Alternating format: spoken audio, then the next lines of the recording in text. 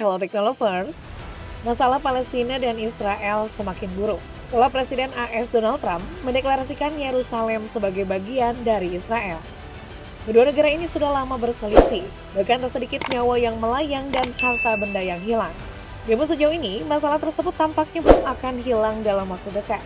Namun, jauh sebelum kejadian tersebut, ternyata Al-Quran telah menginformasikan tentang konflik antara Palestina dan Israel. Ya, berikut ini adalah kebenaran yang dijelaskan dalam Al-Quran dan sekarang sangat nyata di Palestina.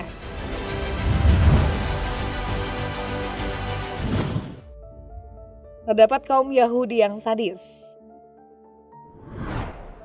Ada Yahudi yang kejam dan kejam terhadap umat Islam, serta selalu mengingkari perjanjian Allah Subhanahu wa Ta'ala. Hal ini sesuai dengan yang terkandung dalam surat Al-Maidah ayat 82 yang berbunyi, "Sesungguhnya kamu dapati orang-orang yang paling keras permusuhannya terhadap orang-orang yang beriman, ialah orang-orang Yahudi dan orang-orang musyrik."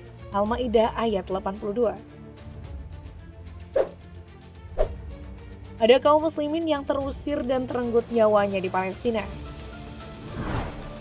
Hal ini terjadi karena keyakinan Islam mereka. Sebagaimana firman Allah dalam Quran surat Hajj ayat 40, artinya, yaitu orang-orang yang telah diusir dari kampung halaman mereka tanpa alasan yang benar, kecuali karena mereka berkata, "Tuhan kami hanyalah Allah." Quran surat Hajj ayat 40. Al-Quran menggambarkan dengan sangat jelas bahwa ada orang-orang yang diusir dan dianiaya hanya karena mereka teguh memegang keyakinannya. Penderitaan rakyat Palestina saat ini dan selama setengah abad merupakan bukti yang menguatkan kebenaran Al-Quran yang disebutkan di atas.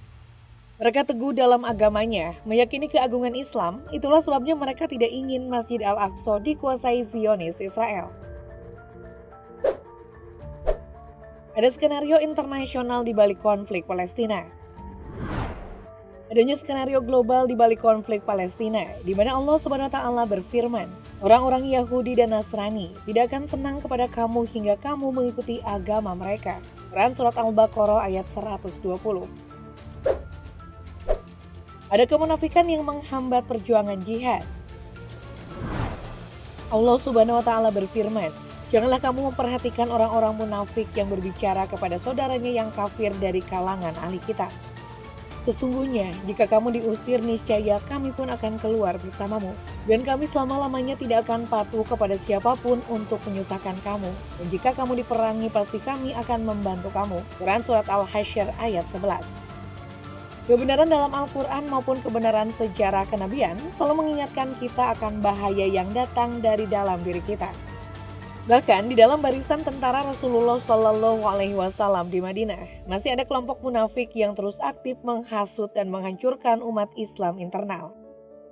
Ingatkah kalian pada perang Uhud ketika 300 dari 1.000 prajurit Rasulullah Shallallahu Alaihi Wasallam membelot dan mundur ke Madinah karena frustasi dengan keputusan Rasulullah Shallallahu Alaihi Wasallam? Banyak kaum muslimin yang tidak berdaya.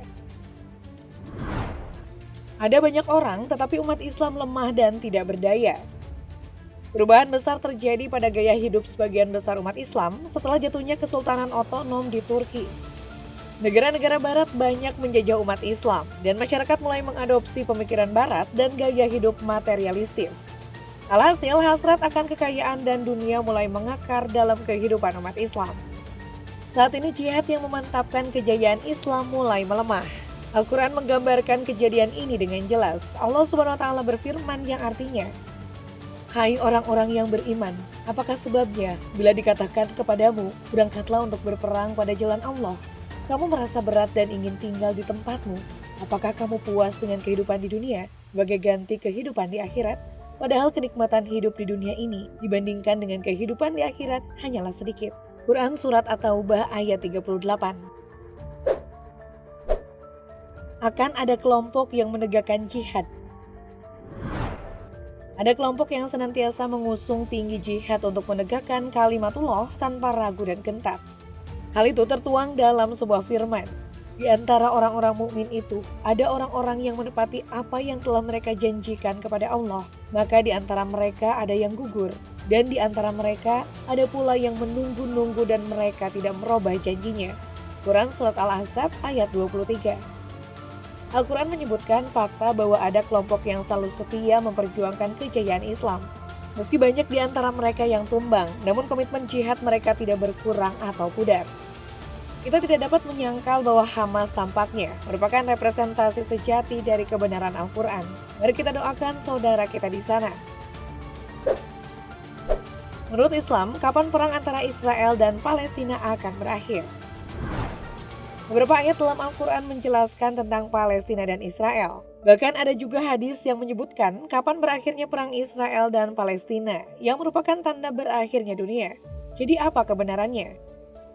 Israel mendeklarasikan kemerdekaannya pada tahun 1948.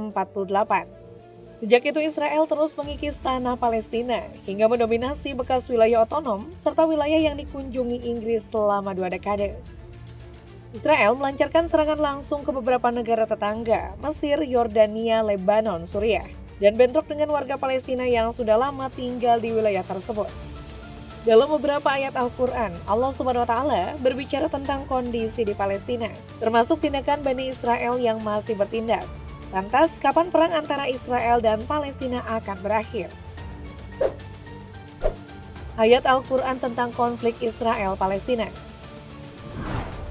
Dalam ayat 4 surat Al-Isra Al-Quran, Allah Subhanahu wa Ta'ala berkisah tentang Bani Israel yang sering berbuat di muka bumi hingga sombong.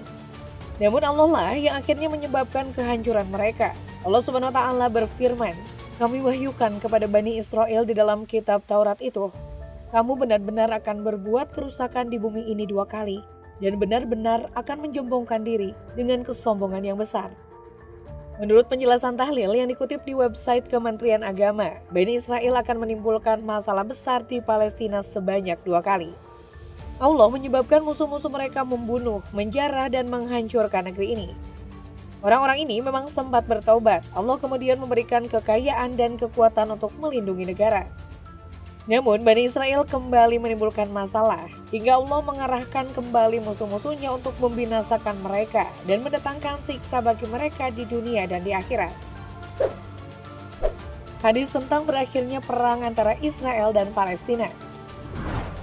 Salah satu hadis dijelaskan bahwa Rasulullah SAW meletakkan tangannya di atas kepalaku, atau bisa dikatakan hamah atau leher atau kepala, lalu beliau bersabda, "Wahai Ibnu Hawala, ketika kamu melihat kafilah telah turun ke Baitul Maqdis atau Yerusalem, maka saat itu akan mendekat gempa bumi, bencana besar, dan masalah besar. Pada hari itu, saat kiamat akan lebih dekat bagi manusia daripada jarak ini antara tanganku dan kepalamu." Abu Daud berkata, Abdullah bin Hawala adalah dari Homs, hadis riwayat Abu Daud. Berdasarkan isi hadis tersebut, maka masuk akal jika perang Israel-Palestina bisa berakhir dan Palestina akan memperoleh kemerdekaan. Namun hal ini disertai dengan sejumlah tragedi, seperti gempa bumi, bencana besar, dan datangnya kiamat. Seperti dikutip dari situs Muhammadiyah, hanya Allah Subhanahu wa Ta'ala yang mengetahui kapan hari kiamat akan tiba. Allah Subhanahu wa Ta'ala berfirman melalui surat Al-A'raf ayat 187, yang artinya, mereka menanyakan kepadamu Nabi Muhammad tentang kiamat. Kapan terjadi?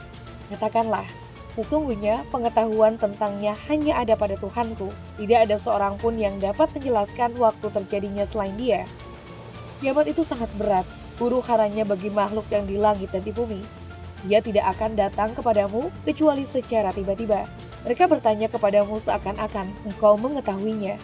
Katakanlah Nabi Muhammad, sesungguhnya pengetahuan tentangnya hanya ada pada Allah, tapi kebanyakan manusia tidak mengetahui.